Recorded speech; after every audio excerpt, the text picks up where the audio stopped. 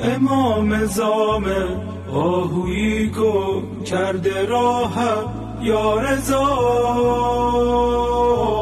غرقه بحر گناهم یا رضا جان. رو سیاهم یا رضا، بی پناهم یا رضا جان.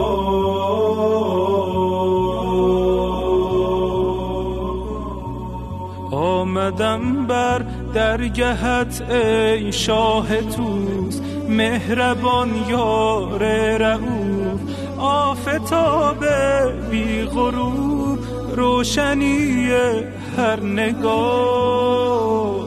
ای پناه ای غریب آشنا، بارش مهر خدا، شمسی و مهرت چو ماه یا رضا، گاهی نگاهی. ای مهر هشتو سر نهادم بر در تو، آمدم شکرت خدایا، بر نخیزم از ره تو، تا مرا با خود بری تو. ای تو مقصد ای تو مقصود، با تو من در دو دنیا. هر رواقت چون بهشت و درگه تو عرش اعلا.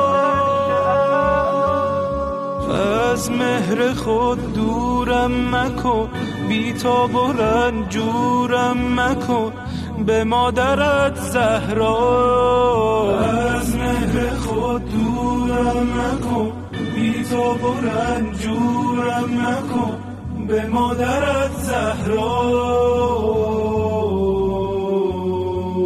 ای امامم یاریم کن، راهیم کن تا خدا. من غریبم بی شکیبم یا رضا جان. امام زامن آهویی گم کرده راهم یا رضا، غرقه بحر گناهم یا رضا جان. رو سیاهم یا رضا، بی پناهم یا رضا جان.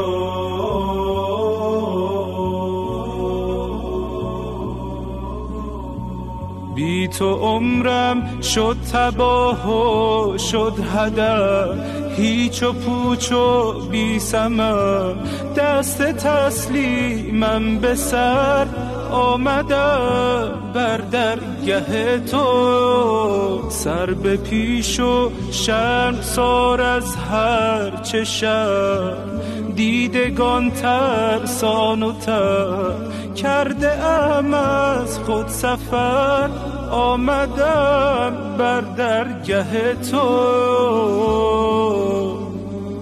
تو رؤوفی گوییم سر را میفکن، هر گشا همچون کبوتر، گوییم از ره رسیدی بار بکشا بال گستر. می نوازی با نگاهی شوییم گویی به کوثر. من که ام مسکین یتیمی، تو که ای فرزند حیدر.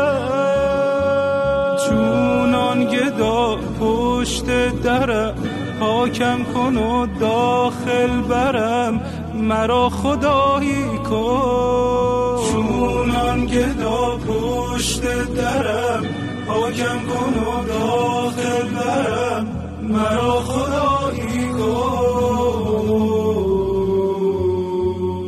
ای امامم یاریم کن، راهیم کن تا خدا. من غریبم بی شکیبم یا رضا جان.